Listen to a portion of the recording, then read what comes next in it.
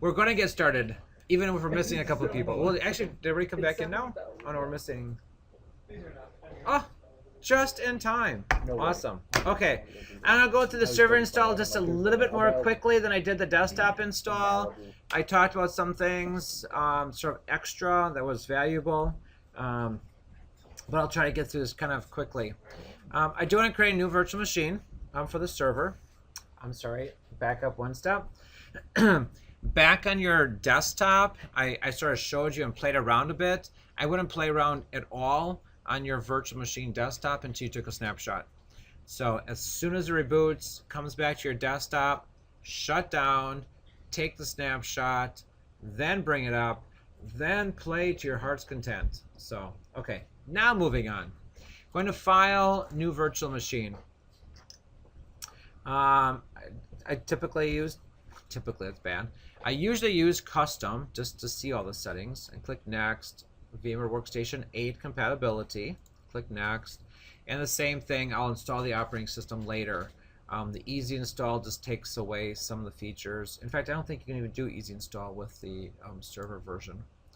It is still Linux, and it is Ubuntu 64-bit. And if you chose this wrong, it's not a big deal. It's just the defaults that come out the next couple screens.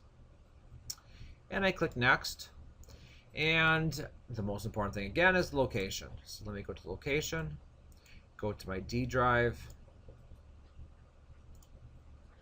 You're flying through this one. Should I slow down? Yes. I'm going to my D drive of a virtual machines folder, and then I do break it out by class, and so I have Linux 2 underneath there. Just like my desktop, I already have an Ubuntu server. That's okay. I'll make an Ubuntu server 2. And then I click OK. Name my virtual machine the same thing as the folder, just to keep it consistent so I know which folder, which virtual machine I'm working with. I click Next. Number of processors is fine at 1. Same thing here. All I need is a gig of RAM. That's all it's recommended. We're going to bump that up a little bit because we have tons of memory. And I'll click Next. Network address translation. We're keeping everything in our own little private network address translated world so we don't conflict with each other. If we decide to use duplicate IP addresses, it's only in our environment, not between your classmates. And you click Next. Defaults to the SCSI controller, click Next. Create a new virtual disk, Next. SCSI, Next. 20 gigabytes. By the way, this is very, very similar to the desktop one. In fact, if you didn't catch that at all. In fact, it is identical to the desktop one. I click Next, and I click Next again on the name of the virtual disk, and I click Finish. So the only thing difference is the folder that I put it in and what I named it. That's everything's been identical to your desktop one. So if you're trying to frantically write notes, just copy and paste from your other one. This is going to be slightly different only because we're pointing to a different ISO file. I still click on CD DVD and I choose an ISO file, but again, making sure now that you choose the correct one. I have an ISO images folder, and I'm going to choose the 1204 server and then the 64-bit AMD 64. Gets a little confusing. Don't think that you have to have an AMD processor to run this. Oh my word, I have an Intel at home. What am I going to do? You're fine. It's just 64-bit is what it means. Just like i36 translates to 32-bit, whether it's Intel or AMD. You need to change their naming somehow. Clicking open on there, it's inserting that disk into my virtual drive. Once I'm done, I can power it on. Now the install is going to be different. So you should be good up to this point. This is going to be a text-based menuing system. So it's not command line. Don't get mixed up with command line. This is a text-based menuing system with no mouse. We'll have a mouse here. Well, that is until I click. Now I have no more mouse. Everything is arrow keys. So get your fingers out and get on the keyboard and be ready to move things around. Fortunately, most things are default, so we're pretty good by just hitting the enter key. The language that we want, as you can see, is a very, very lengthy list. So, I mean, lots and lots of languages you can choose from. Just hitting enter in English. Now, do I want to install the server? Do I want to do multiple server installs with mass? Check the disk for defects, test memory, boot from the hard disk, or rescue a broken system? Using the arrow keys is what lets us choose the different options again. And I'm going to install the Ubuntu server and hit enter. So that would have just been the default of hitting enter.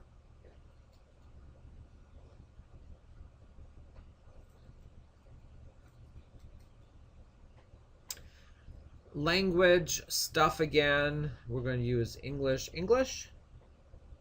That's our localization for keyboards and that kind of stuff. Your location for your time zone. We're going to choose United States. Do you want it to automatically detect your keyboard? So if you have this really, really weird keyboard in front of you, what you can do is say yes, and you start typing keys on it, and it sort of figures out what you got. We're good, so we're not going to try to detect the keyboard. We're just going to assume it's the regular US keyboard, which it is, so I hit enter. This is, let me do Control Alt Enter. It gives me more of the screen. Some of the bottom stuff was cut off. It does take across the bottom. Hit the tab, moves around the screen if I need to. The space bar selects thing, and then enter activates the button. Keyboard layout, since we didn't automatically detect it, you have to tell me. I'm choosing US English. Not sure, it sort of asked it again. Just hit enter. It's a bunch of enters. Enter, enter, enter, enter, enter, enter. We actually haven't changed anything yet.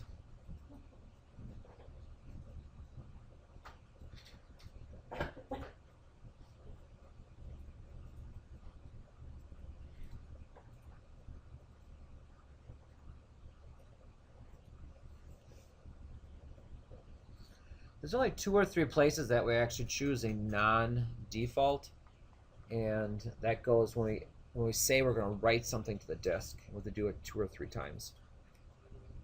I think everything else is pretty much defaults.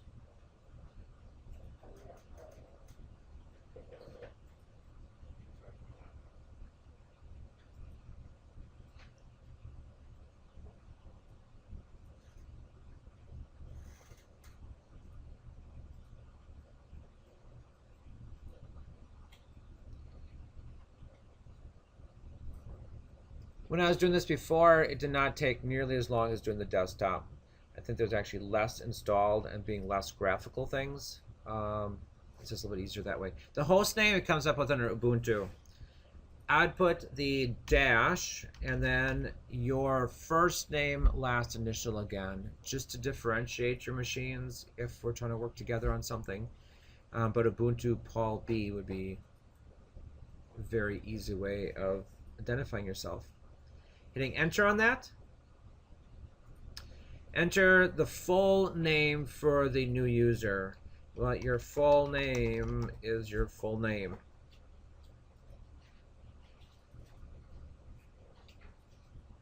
And then hitting enter. The username for your account, sticking with the naming conventions that we talked about. All I have to do is type my last initial on there. It's going to keep Paul because my name is Paul Benfield. And it just grabs the first name, but I do want to add that first initial, the initial of your last name, and then hit enter for your username.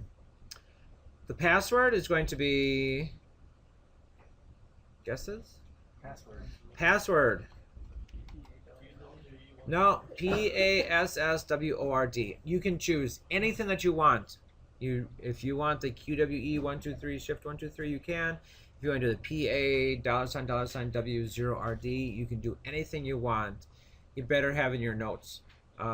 Because next week if you say, oh, I can't remember my password, and I can say, for class, we chose password.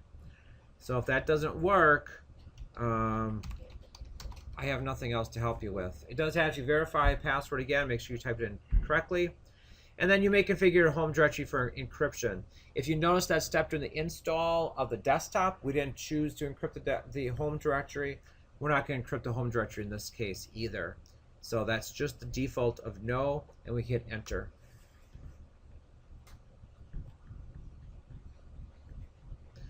It's pretty smart. It figures out that our time zone should be America, Chicago. If this is correct, we hit yes. If no, we'll select from the list. It is.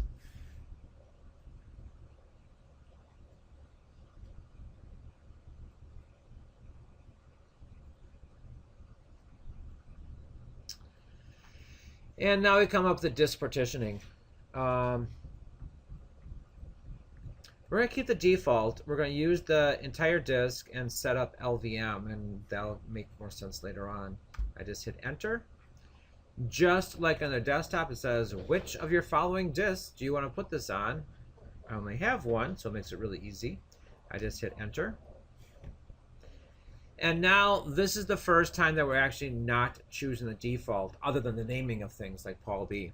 So it says, we will make all these changes. Do you want to write the changes to the disks? Yes, I do. You can arrow over to yes and hit enter. It's going to come back and how much of the space you're going to use. It's going to use all 20 gigs of your disk. So I just hit enter.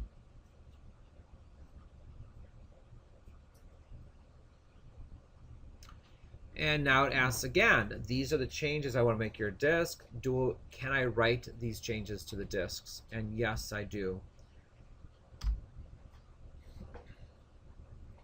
And now it's doing this little thing.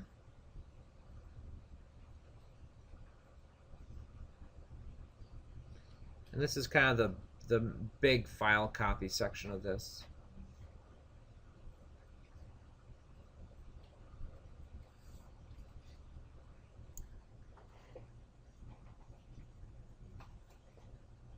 Okay.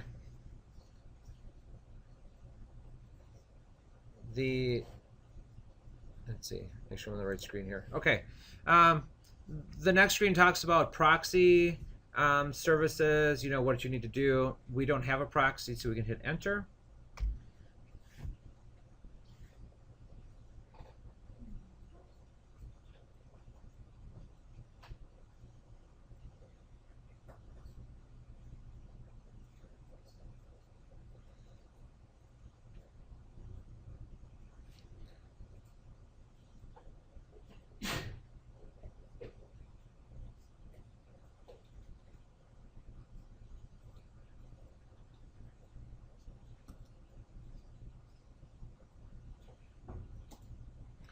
This is a little bit slower as well.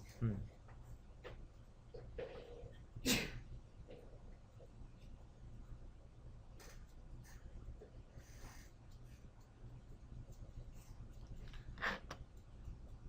network here just seems slower.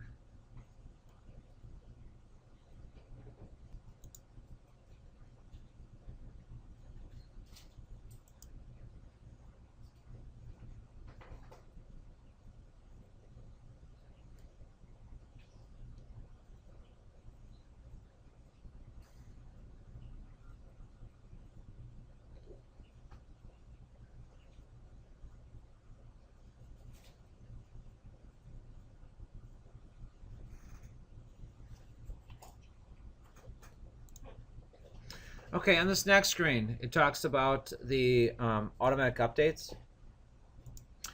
The same thing as I do not want automatic updates done, because if some people are getting updates before other people are, they might make some inconsistencies that we're going to be doing. Also just for taking time for doing that. So no automatic updates. These are software packages: DNS, LAMP, Mail, Print, Samba, Tomcat, the manager, all that kind of stuff. That's what we're doing this semester. And we're not going to install any of these now. We'll be coming back later, and as we do use the different applications, we will be learning how to install them, manage them, and then utilize them. So in fact, we don't need to do any. You can hit the tab key to move down to the continue button, and we hit enter on continue.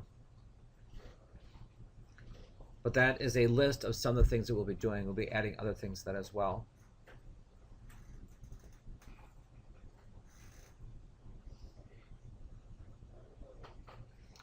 From here on out, it's pretty quick. There's just a couple of those long file copies right in the middle.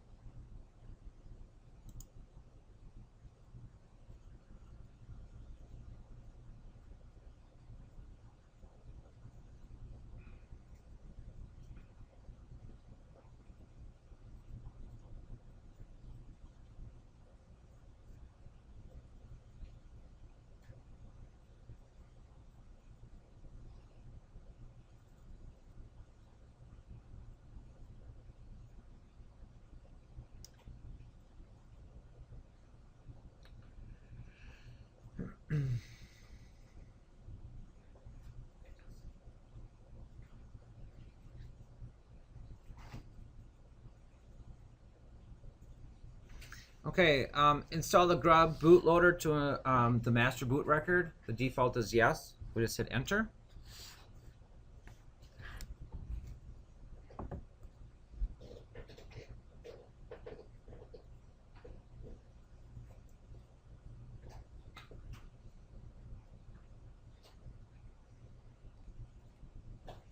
And this is it.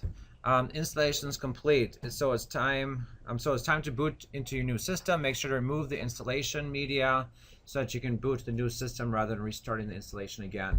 And I've seen people do that. They reboot the computer, it boots the CD, and it's just like, oh, it says I should install this. So they do, and they do it over and over and over again.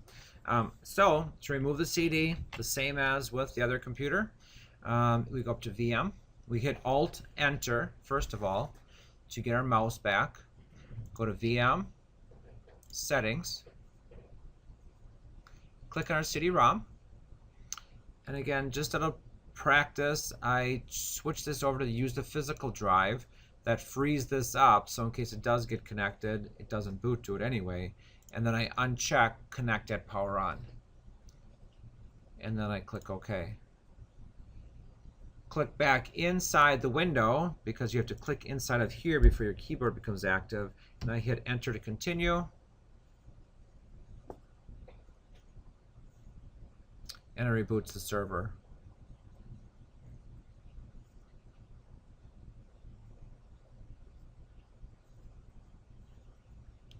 Now this is the cool way the machine should boot, right? With all the cool command line text-based things. And that's it. So the server boots pretty quickly. The username for Ubuntu Paul B would be Paul B. I hit enter on here. The password is password, unless you chose something differently. And it is there. This is it. This is your server. No multiple screens. Everything is command line from here on out. So it gets a little scary, but we'll go through it together, and that's okay. The most important thing for any operating system is to know how to shut down properly. And I'll teach that to you right now. All of our commands we need to run as root, and there is no root user, so we can't switch to root. So we'll be using a lot of sudo commands to pretend that we're root, and you still need to know the password then that we created password to be able to actually execute these commands. So even to shut down, you have to run it in as sudo shutdown, and you have to give it a time frame. When do you want to shut it down? And you can say in a couple minutes or a couple hours, or you can say now, shut down now. And then, it wouldn't be Linux without, extra prompts or things that you need, switches. And so we're going to do a -H to halt the machine as opposed to -R to reboot the machine. But that actually just halts the computer. We want to power it down too. Gets a little confusing. So we do a -h -P. So sudo space shutdown space now space -H space -P. Well, that makes total sense. If you do not include the P, it will halt the machine, and it's going to say, well, here, I'll just do it real quick. I'll show it to you. You do need to enter the password. And, oh, it did this time. A lot of times it'll just say the machine's down, you need to power it off. If that ever happens, not a big deal. You can go up to VM, power, and power off. And because it's telling you to, so that's how you would power it off. Most time it's not doing it that way, so get just used to doing it with the power off command as well. So now that you have a really good system, before we did anything to it, it's the time to take a snapshot. VM, snapshot, take snapshot. Base image. Add some comments in here. Password, maybe password. Do we do anything else specific? Nope. So we take a snapshot and we're good. Back up both your desktop and your server on a different drive someplace else another time.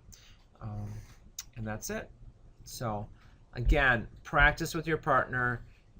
I would discourage you from both doing it at the same time, because you really can't concentrate on what you're doing and the other person, and you actually lose one practice round. So if you're working exclusively on one person, then you work exclusively on the other.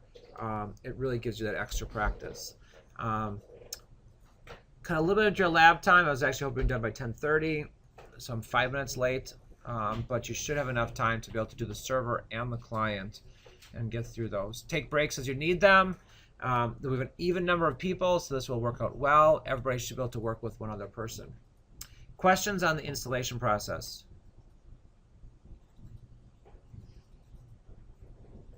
There's no lab sheet for this week. It's just installing the servers. It's going to be really easy to find out next week if you didn't get this done, because as we use the server, you won't have one. So you just automatically get the points for this week for installing the server and the desktop for this week. There's nothing to sign or turn in for that. Later on, as we do different activities like FTP or print, I'll have you print something or show something, but it's kind of obvious that you will all have a server installed by next week. Questions? Practice, practice, practice. Do it in class, do it at home. The more times you do it, the more familiar you are. It's not complicated at all, but just going through those steps is going to make you feel a little bit more comfortable.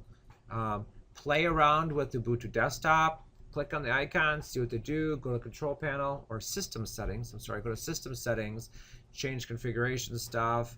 I wouldn't do a lot with the server.